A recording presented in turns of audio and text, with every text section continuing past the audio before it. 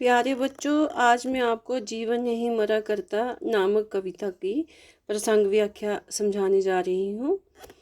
तो आइए आपको जो है पहला प्रसंग हम समझाते हैं। पहली प्रसंग व्याख्या जो है इस प्रकार से है।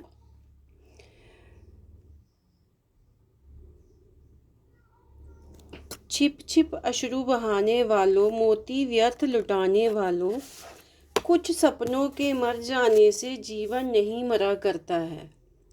सपना क्या है नयन सेज पर सोया हुआ आँख का पानी, और टूटना है उसका यूं जागे कच्ची नींद जवानी। गीली उम्र बनाने वालों, डूबे बिना नहाने वालों, कुछ पानी के बह जाने से सावन नहीं मरा करता है। तो सबसे पहले हम इसके जो है कठिन शब्द अर्थ आपको समझाएंगे। अश्रु होता आंसू, व्यर्थ होता है बेकार में, नयन सेज होता है आंखों का बिस्तर, गीली उम्र होता है दुख भरा जीवन। तो सबसे पहले आप प्रसंग में लिखेंगे। प्रस्तुत पद्यांश हमारी हिंदी की पाठ्य पुस्तक किशोर भारती में से लिया गया है। जीवन नहीं मरा करता नामक कविता के कवि का नाम गोपाल दास नीरज जी है। इस कविता में कवि ने नई पीढ़ी को संघर्ष से जीना चुराकर आशावादी दृष्टिकोण अपनाने का संदेश दिया है। तो आपको ये प्रसंग समझ आ गया होगा। तो इसकी व्याख्या आपने कैसे लिखनी है, इसी को आपने इसका अर्थ लिखना है। इस पैराग्राफ का, इस पद्यांश का आपने अर्थ लिखना है। इन पंक्तियों में कवि ने निराश हुए लोगों को आशावादी दृष्टिकोण अपनाने की सलाह देते हुए कहा है कि जीवन में निराश होकर छिप छिप कर आंसू बहाने वालों, तुम व्यर्थ ही अपने आंसुओं रूपी मोतियों को लुटा रहे हो। तुम्हारे जीवन में यदि तुम्हारे कुछ सपने पूरे नहीं हो सके हैं तो इसका ये अर्थ नहीं है कि जीवन की गति रुक गई है। जीवन तो चलता ही रहता है। कवि कहता है कि सपने तो आँखों रूपी बिस्तर पर सोए हुई आँख के पानी के समान हैं। कवि ने यहाँ सपनों को क्या बताया है कि आँख जिस तरह से आपकी सोते हुए लग जाती है तो सपने आना शुरू हो जाते हैं। तो सपने तो आँखों रूपी बिस्तर पर सोए हुए आँख के पानी के समान हैं। सपने का टूटना या नष्ट होना तो ऐसे ही है जैसे जवानी कच्ची नींद से जाग गई हो। तो इसमें कवि कहता है कि अरे अपने जीवन को आंसू बहा बहा कर गीला करने वालों, अर्थात अपने जीवन को दुखी करने वालों, अरे डूबे बिना नहाने वालों, अर्थात पानी में जाए बिना जीवन में कष्टों को सहे बिना जीने की इच्छा रखने वालों, तुम्हें ये बात याद रखनी चाहिए कि आँखों का ये थोड़ा सा पानी बह जाने पर क्या सावन मर जाता है, अर्थात फिर नहीं आता है। तो कवि का कहना है कि युवा पीढ़ी को अपने जीवन में निराशा को त्याग कर फिर से आशावादी दृष्टिकोण को अपनाना चाहिए और संघर्ष में जुट जाना चाहिए। अगला जो आपकी है, अगली जो आपको प्रसंग व्याख्या मैंने करवानी है वो सुनिए आप। माला बिखर गई तो क्या है, खुद ही हल हो गई समस्या। माला बिखर गई तो क्या है, खुद ही हल हो गई समस्या। आंसू गर नीलाम हुए तो समझो पूरी हुई समस्या। तो इसमें कवि कहता है कि इसमें आपने प्रसंग जो लिखना है उससे पहले हम कठिन शब्दों के अर्थ जान लेते हैं। हल होता है बेटा समाधान, नीलाम होना बिकना, रूठे होता है नाराज होना। तो इसका प्रसंग है किस तरह से लिखना है, इनमें भी आपने सबसे पहले प्रसंग में जो है 3-4 बातें याद रखनी है आपने। कवि का नाम, कविता का नाम और कविता में क्या कहा गया है। तो हम इसमें प्रसंग लिखेंगे। ये पंक्तियाँ हमारी हिंदी की पाठ्य पुस्तक किशोर भारती में से ली गई हैं और इस कविता का नाम जीवन नहीं मरा करता है। इस कविता में कवि ने अपनी कविता के माध्यम से ये कहना चाहा है कि जीवन के कष्टों को दूर करने के लिए परिश्रम करना आवश्यक है। क्या कहा है यहाँ पे कवि ने इस कविता के माध्यम से, कि अपनी कविता के माध्यम से कहता है कवि कि जीवन के कष्टों को दूर करने के लिए जिंदगी में मेहनत करनी बहुत ज़रूरी है। तो इसकी व्याख्या कैसे लिखोगे आप? इसकी व्याख्या आपने लिखनी है, कभी जीवन में, कभी जो है जीवन में, हाँ तो बेटा, कभी जीवन में निराश लोगों को संघर्ष के मार्ग पर चलते हुए आशावादी दृष्टिकोण अपनाने की सलाह देते हुए कहता है कि तुम्हारी इच्छाओं की, सपनों की माला टूट गई है। क्या कहा है? माला बिखर गई तो क्या है, खुद ही हल हो गई समस्या। आंसू गर नीलाम हुए तो समझो पूरी हुई समस्या। तो इसमें क्या बोलता है कवि कि कवि जीवन में निराश लोगों को संघर्ष के मार्ग पर चलते हुए आशावादी दृष्टिकोण अपनाने की सलाह देते हुए कहता है कि तुम्हारी इच्छाओं की, सपनों की माला टूट गई है तो क्या हुआ, अपने आप ही तुम्हारी समस्या का समाधान हो गया है। यदि तुम्हारे आंसू बह गए तो समझो तुम्हारी समस्या पूरी हो गई, क्योंकि तब तुम अपनी इच्छाओं को पूरी करने के लिए, अपने आंसुओं की खुशियों में बदलने के लिए जीवन में संघर्ष करना सीखोगे। इच्छाओं की पूर्ति न होने के कारण, सपनों के नष्ट हो जाने के कारण शोक में दिन मनाने वाले निराशावादियों, अपनी फटी हुई कमीज को फाड़ो नहीं बल्कि उसे सिलवा लो। अर्थात दुख में जीना सीखने वालों, तुम्हें ये समझ लेना चाहिए कि यदि कुछ दीपक बुझ जाए तो क्या आंगन मर जाता है। अर्थात जीवन में असफलताएं आने पर जीवन की गति रुक जाती है। कभी इसमें कहता है, कभी कहता है कि जीवन तो चलता ही रहता है, अतः तुम्हें जीवन में सफलता पाने के लिए संघर्ष करने के लिए तैयार होना चाहिए। अगला जो है आपका, अगली प्रसंग व्याख्या है आपकी, खोता कुछ भी नहीं। यहाँ पर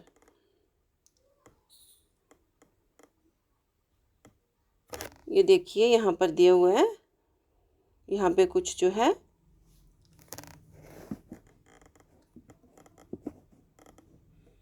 खोता कुछ भी नहीं, जहाँ पर केवल जिल्द बदलनी पोथी। ये जो आपका लास्ट वाला है, इससे पहले हम आपको समझा देते हैं कि कवि ने क्या बोला है।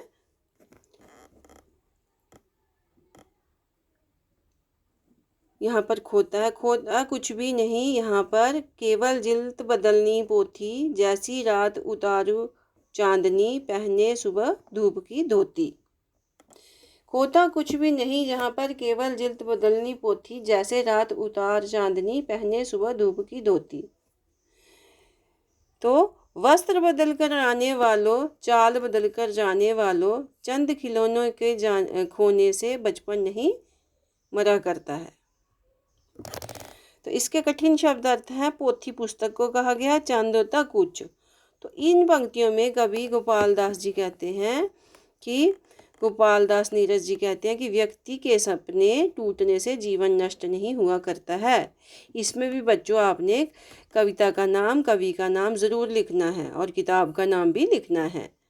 मैंने यहाँ पर आपको सिर्फ पंक्तियों का भाव यहाँ पे प्रकट किया गया है, तो मैं आशा करती हूँ आप इसे लिख लेंगे। व्याख्या है इसकी, कवि जीवन में असफलताओं से निराश होकर अपना आत्मविश्वास खो बैठने वालों को संबोधित करते हुए कहते हैं कि जीवन में व्यक्ति के सपने नष्ट या असफल हो जाने पर अथवा इच्छाओं की पूर्ति न होने के कारण व्यक्ति कुछ होता नहीं है, अर्थात उसे कुछ हानि नहीं होती। ये सुख दुख, सफलता असफलता, आशा निराशा तो आनी जानी है।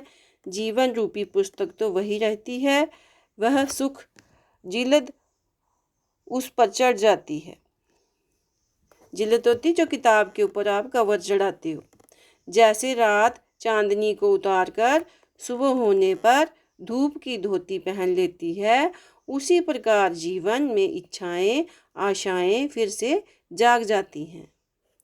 कवि कहते हैं कि अरे कपड़े बदलकर आने वालों, अपनी चाल में परिवर्तन करके जाने वालों, ये बात समझ लो कि यदि कुछ खिलौने गुम हो गए हैं या टूट गए हैं तो क्या बचपन मर गया है?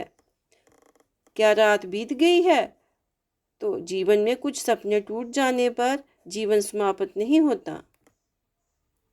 अगर जीवन में आपके कुछ सपने टूट गए हैं तो जिंदगी खत्म नहीं हो जाती है, वह तो चलता ही रहता है। अगला है आपका, अगला आपने प्रसंग व्याख्या करनी है। कितनी बार गगरिया फूटी, शिकन न आई पनघट पर, कितनी बार किश्तियां डूबी, चहल पहल वैसी है तट पर।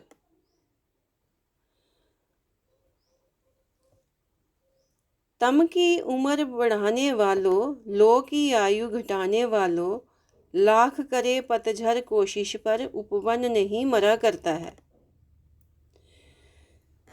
तो अगला आपका चौथा जो है प्रसंग व्याख्या, इसमें शब्द अर्थ हैं आपके। गगरिया जो है, यहाँ पे जो है गगरिया शब्द किसके लिए प्रयोग हुआ? घड़ों के लिए। किसके लिए प्रयोग हुआ? गगरिया का अर्थ है घड़े। फूटी होती है टूटी। चहल पहल रौनक, चहल पहल शब्द का क्या अर्थ है? रौनक। और तट का अर्थ हुआ किनारा। लौ का अर्थ हुआ दीपक की ज्योति। तो इन पंक्तियों में कवि ने क्या कहा है? प्रस्तुत पंक्तियां हमारी हिंदी की पाठ्य पुस्तक किशोर भारती में से ली गई हैं। इस कविता का नाम जीवन नहीं मरा करता है।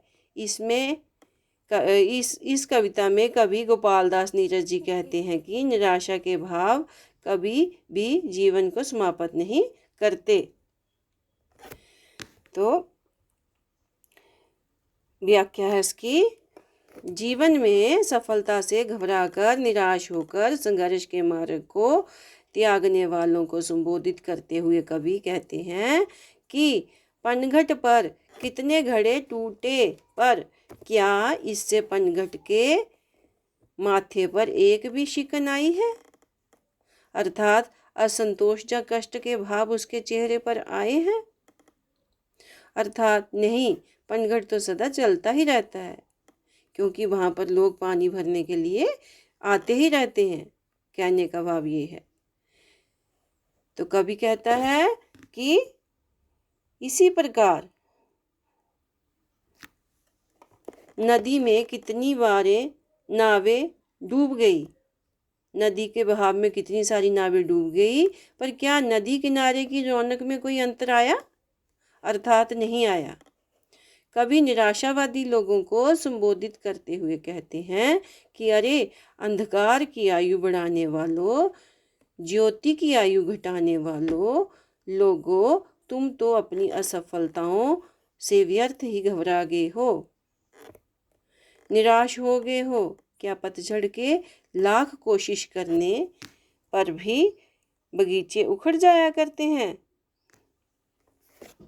अर्थात नहीं, बगीचे तो सदा बने रहते हैं।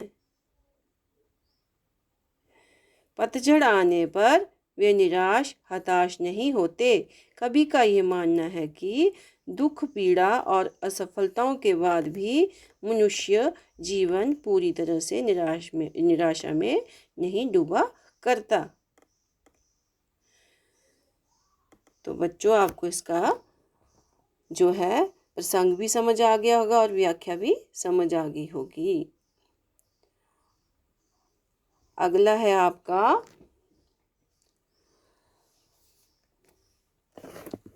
अगला आपका है, लूट लिया माली ने उपवन, लूट ना लेकिन गंध फूल की, लूटी ना गंध फूल की, लूटी ना लेकिन गंध फूल की। यहाँ पर थोड़ा सा किताब में ठीक नहीं यहाँ पर लिखा है, लूटी ना लेकिन गंध फूल की। तूफानों तक ने छेड़ा पर, तूफानों तक ने छेड़ा पर, खिड़की बंद ना हुई धूल की।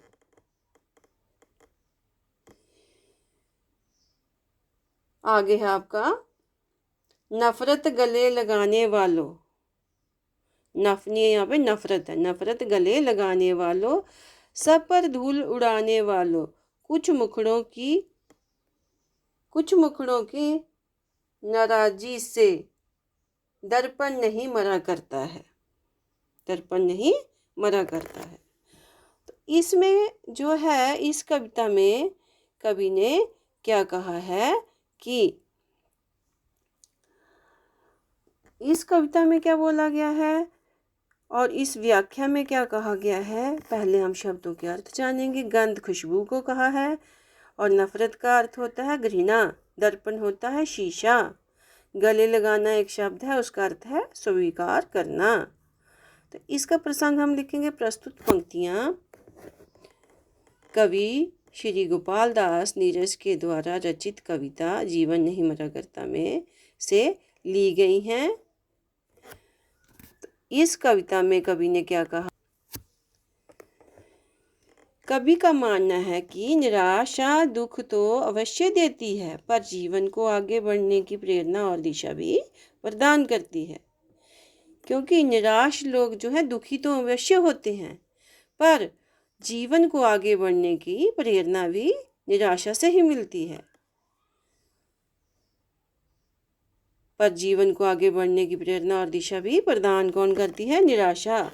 तो इसमें कवि ने क्या कहा है कि जीवन में सफलताओं से घबराकर निराश हो जाने वालों को निराशा त्याग कर संघर्ष की प्रेरणा देते हुए कवि कहते हैं कि यदि माली उपवन को लूट ले अर्थात उजाड़ दे, तो क्या कोई कभी फूलों की खुशबू को लूट सकता है,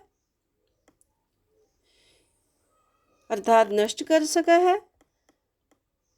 इसी तरह अनेक तूफान आने पर भी क्या कभी सूर्य धूप देना बंद कर देता है। कवि कहते हैं कि घृणा को गले लगाने वालों, सब पर धूल उड़ाने वालों, क्या सभी चेहरे को नाराजगी से शीशे भी मरा करते हैं। अर्थात क्या कभी शीशा नाराज होने के कारण धुंधला होता है, अर्थात कभी नहीं होता, शीशा कभी धुंधला नहीं होता। अतः उन्हें निराशा त्याग कर आत्मविश्वास के साथ आगे बढ़ने के लिए एवं जीवन के सुख भोगने के लिए संघर्ष करने के लिए तैयार होना होगा। कवि ने मनुष्य को हताश निराश न होकर जीवन की राह में आगे बढ़ने की प्रेरणा दी है। तो बेटा आपको इस पाठ की जो है प्रसंग व्याख्या समझ आ गई होगी। और अगर बच्चों कहीं से आपको इसमें अगर कोई दिक्कत हो रही है, अगर आपको कोई चीज़ नहीं समझ आई है, तो आप मेरे पर्सनल नंबर पर कांटेक्ट करके जो है समझ सकते हैं। तो ये प्रसंग व्याख्या थी आपकी, किस पाठ की थी, जीवन नहीं मरा करता। तो अब मैं आगे जो है आपको इसी पाठ के जो है आपको प्रश्न उत्तर भी आपको समझाऊंगी। और प्रश्नों के उत्तर के लिए मैंने अलग से आपका जो है यूट्यूब वीडियो बनाया है, आप उसमें से आप देख सकते हो। अलग से वीडियो मैं आपको सेंड कर दूंगी और आप वहाँ से आप देखकर अपने प्रश्न उत्तर हल कर सकते हैं। ताकि लॉकडाउन में बच्चों को काफ़ी दिक्कत आ रही है और वह प्रश्न उत्तरों को हल करने में अपने आप को असमर्थ महसूस कर रहे हैं। तो मैंने आपके लिए छोटी सी सामग्री तैयार की है। तो बच्चों मैं आशा करती हूँ कि आप इसकी सहायता से आप अच्छी तरह से अपनी अभ्यास पुस्तिका पर प्रश्नों के उत्तर हल कर सकेंगे। तो आज के लिए इतना ही, धन्यवाद। तो अगली बार हम फिर नए टॉपिक के साथ आपके समक्ष पेश होंगे। तब तक के लिए इजाज़त।